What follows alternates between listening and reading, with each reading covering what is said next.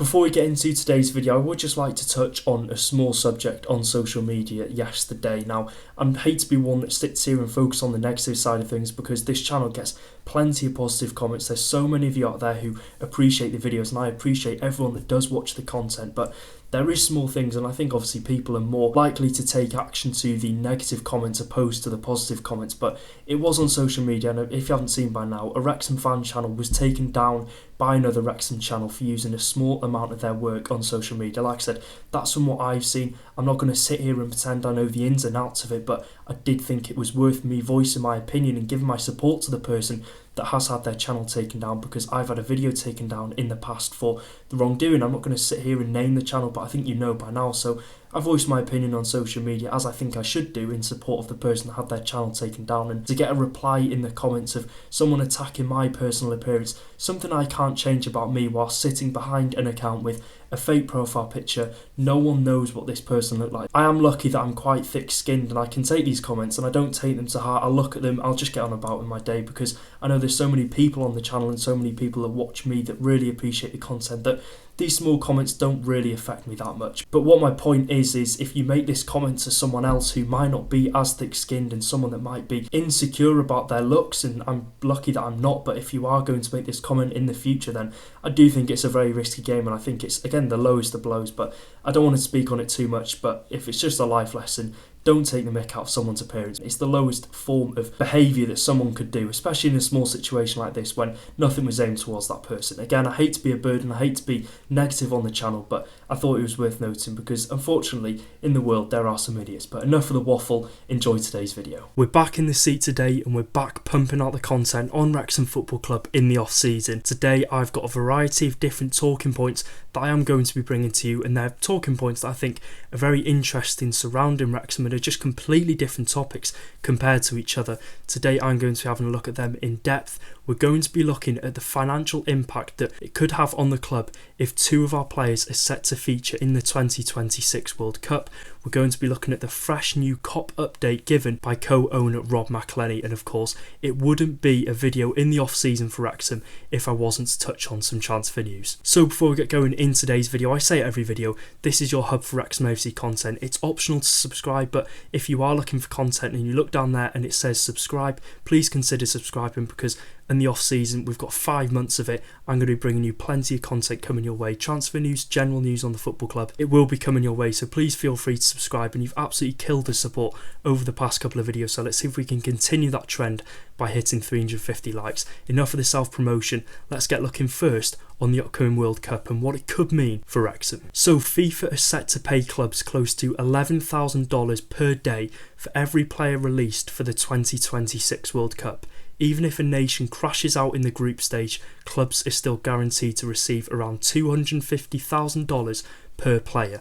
Now, if we're looking at this from Wrexham's point of view, we do have two players that are very likely to go out to the World Cup with their respective countries. We're looking at Libby Kakachi. I think it's more guaranteed that he is going to jet out with New Zealand for the World Cup, and there's also a very strong chance that defender Dom Hyam is called up to the squad for Scotland for the upcoming tournament. If that is the case, then that's $500,000 banked for Wrexham for doing absolutely nothing. I think if you look at this from a broader sense as well, you're looking at Wales, how close Wales were. We were just a penalty shootout away from qualifying for the World Cup.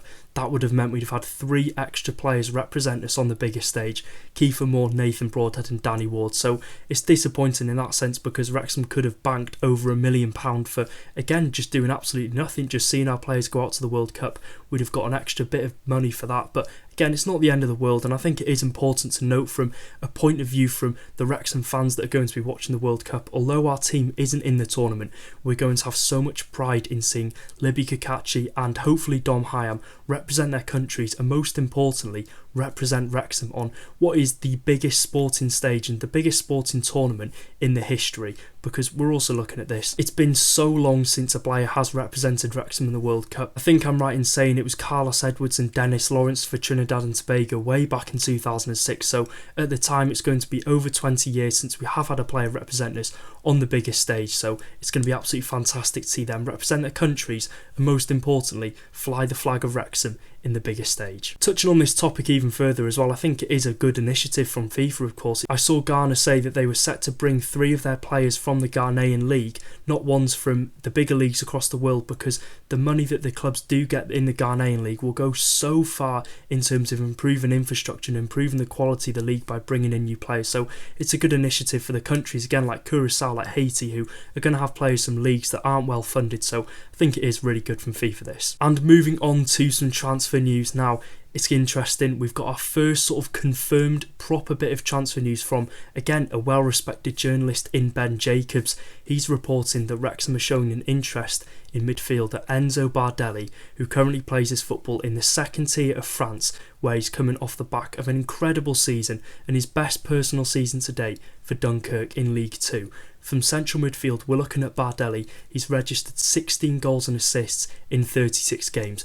With those stats, it's led to him attracting interest from us, Hull City, and over in Spain for La Liga sides Levante and Getafe. So he's not short of options. He's obviously a player in hot demand who's, again, coming off the back of a really good season, caught the eye of some big clubs across Europe. And I do think it's really interesting as well that we are going in for a midfielder, because it's obviously an area where Phil Parkinson thinks we need to prioritise in the upcoming transfer window, and an area where we need to strengthen depth as well, because we saw the injury crisis that we did have towards the back end of the season where, again, I don't have to touch on it too much, it's in the past now, but George Dobson, Matty James and Ben Sheaf all got injuries simultaneously at the same time in the Wrexham squad, which we then called upon Zach Viner to slot into that midfielder place where he'd never played before in his whole career. So I do wonder if Phil Parkinson is going to be better doing this safe than sorry by bringing an extra midfielder in, and who knows, it could see the departure of one of the midfielders currently in the squad. So we'll have to wait and see on that front. But if you are looking at options, I think you've got a midfielder like Bardelli who is going forward. He can have that goal output, and there's obviously going to be a huge gap between the quality in the second tier of French Football League 2 and the Championship. But I really do like the fact that we are targeting a player that has that output going forward, a player that is going to score goals, whether he is in that central midfield position. You're looking at a similar comparison. I'd love a player like Yaya Toure, a player that can just completely run the midfield, can be good defensively, can provide that running, but also has that good goal output. And Bardelli could be our version of Yaya Toure. I'm not comparing them in any way, shape or form, but in terms of statistics, he has an influence in the final third. 36 goals and assists in the past 3 seasons for Dunkirk over in France. So again, it could be a really good addition defensively going forward and adding that extra quality and structure into the midfield for the upcoming campaign. So that brings me on to the question, do you think that Wrexham need to bring in a central midfielder? Do you think it's a priority? Do you think it's a must for Phil Parkinson to go out into the market and get an extra player? Because I think as things stand, although we do have near enough a fully fit midfield, we will go into pre-season and the start of the season, fingers crossed, with a fully fit midfield. But I do think after what we saw last season that Matty James is getting on a bit. Ben Sheaf has a bad injury history in recent years, and of course George Dobson was a freak injury, but we can't be risking that again if we want to go up a level and compete for promotion to the Premier League this season. So I think it's sensible that we could bring extra depth into the midfield. Of course, I think if we are looking at this logically in the transfer window, we need to be looking at bringing in, I'd say, at least 4 or 5 players that are going to be guaranteed starters if Wrexham want to go from that narrowly missing out 7th place in the playoffs to possibly maybe even a top 5 finish. We do need to bring some really strong players in, and I think yet again we need to splash the cash. So Bardelli could be one player that helps us achieve that goal of finishing in the playoffs this season. Moving on to the Kop now, what you've clicked on this video to see, and I think it is a really interesting topic given recent events and given the updates given from co-owners Rob McElhenney and Ryan Reynolds. Now, as we've seen in recent weeks, there's been some incredible progression on the erection of the new 7,500 seater Kop stand. However, Rob McElhenney has issued an important update on when it will be open, and it's not when we expected, and it's not the date that we've been given a couple of weeks ago. If you have been inside the racecourse ground for the past match days, you will have seen the incredible progression that has been seen on the Kop stand now in recent weeks. We've seen the steel pillars been installed, we've also seen the elevator shafts as well, so the club is making some really good progress, and I'll put a picture on screen of the final day of the season against Middlesbrough where it is clear to see we've been progressing really well in terms of erecting the Kop stand up. Now, I think it's important to note before we talk about when the Kop stand is going to be in use that it was meant to be up for the Under-19 Euro Championship final, which is happening this summer in July, but issues with planning and funding meant that target unfortunately wasn't met. Now, following on from that, we were given the date of late January was when the Kop stand was meant to be fully up, which I definitely think raised a bit of concern and raised questions amongst Wrexham fans as to what would happen with season tickets if they were going to bring people into the Kop stand for the remainder of the 25-26 season. What were they going to do with the people in the tech end? Because I think they will give the priority for people in the tech end to move over to the Kop stand, whether they would have just opened the Kop for the rest of the season to just general members of the public and general Wrexham fans who aren't season ticket holders, or they'd have just kept it closed for the remainder of that season and opened it fully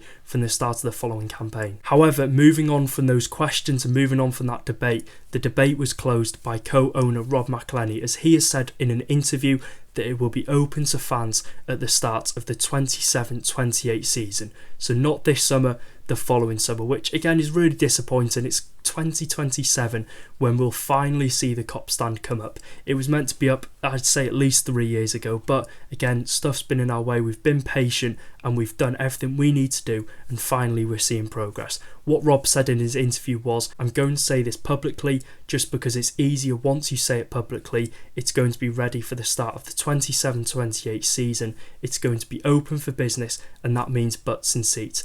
Not next season, but the season after that. There will be people sitting in seats watching Wrexham Football Club at the racecourse ground. So let's hope that that target can finally be hit after many stumbling blocks along the way, many issues. We can finally see that 7,500 seater grandstand erected and in use for future games and in future years to come, because like they said in that interview, it's a once in a lifetime opportunity for Wrexham to get an absolutely incredible stand up. Yes, they're paying a hefty price for it. I think it's coming up to about £90 million that Wrexham are paying for the Kop stand. Of course, that includes the grant from the council, but it's a lot of digging into our own pockets and paying for the Kop. Yes, it won't be done in an upfront fee, it'll probably be paid over years, but it's a large sum of money, but it'll be well worth it in the future. So that is it for today's video, a very short one today. I just wanted to get these general updates out for you. The videos coming up over the summer might not be the longest, but I'll try to cram in every little bit of information I can for you watching at home. So let me know your suggestions in the comment section down below. Let me know if you enjoyed as well by dropping a thumbs up,